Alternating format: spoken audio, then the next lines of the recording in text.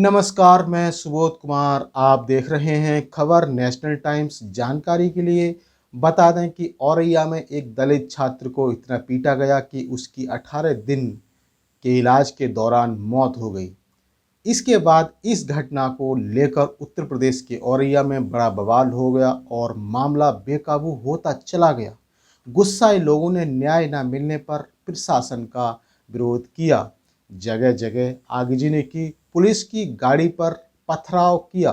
गुस्साई भीड़ बेकाबू हो गई और फिर मामला बिगड़ता चला गया। आईजी रेंज कानपुर भी मौके पर पहुंच गए। वहीं इस घटना को लेकर बसपा सुप्रीमो मायावती ने भी सरकार के प्रति सख्त रुख अपनाया और ट्वीट करते हुए योगी सरकार पर लापरवाही का आरोप लगाया है और तुरंत कार्रवाई करने की मांग की है। देखिए उन्होंने क्या लिखा है अपने इस ट्वीट में। आइए पूरी जानकारी को हम आपको पढ़कर बताते हैं। तो उनका जो पहला ट्वीट है, औरैया में शिक्षक की पिटाई से दलित छात्र की मौत पर सरकारी उदासीनता व लापरवाही का मामला काफ़ी तूल पकड़ता जा रहा है। इंसाफ व उचित कार्रवाई के अभाव में लोग काफ़ी आक्रोशित हैं। सरकार ऐसे संगीन मामलों को रफा दफा करने के बजाय तुरंत प्रभावी कार्रवाई सुनिश्चित करें, बीएसपी की यह मांग।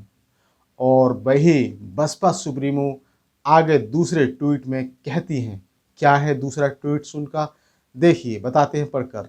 साथ ही यूपी में दलितों, गरीबों, मजलूमों व अल्पसंख्यकों आदि के साथ साथ महिलाओं की असुरक्षा का मामला भी काफ़ी चर्चाओं में है। महिला पुलिसकर्मियों के विरुद्ध थाना में शोषण व अन्याय की खबरें भी लगातार सुर्खियों में हैं, जो सरकार के कानून व्यवस्था के दावे को गलत साबित करती है।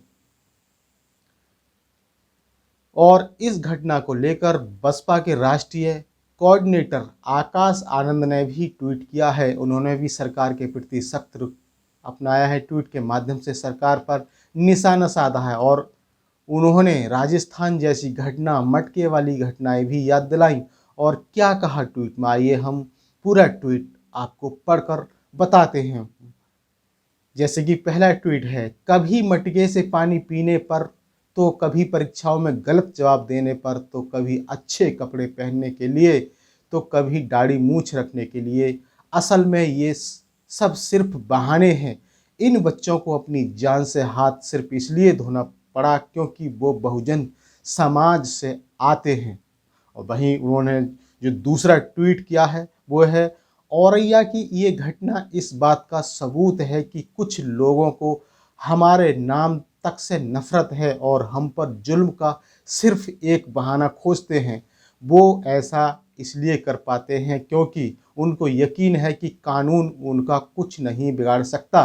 भाजपा शासित यूपी हो या कांग्रेस का राजस्थान, हर जगह एक ही कहानी है। और इसी तरह उन्होंने फिर तीसरा भी ट्वीट किया था।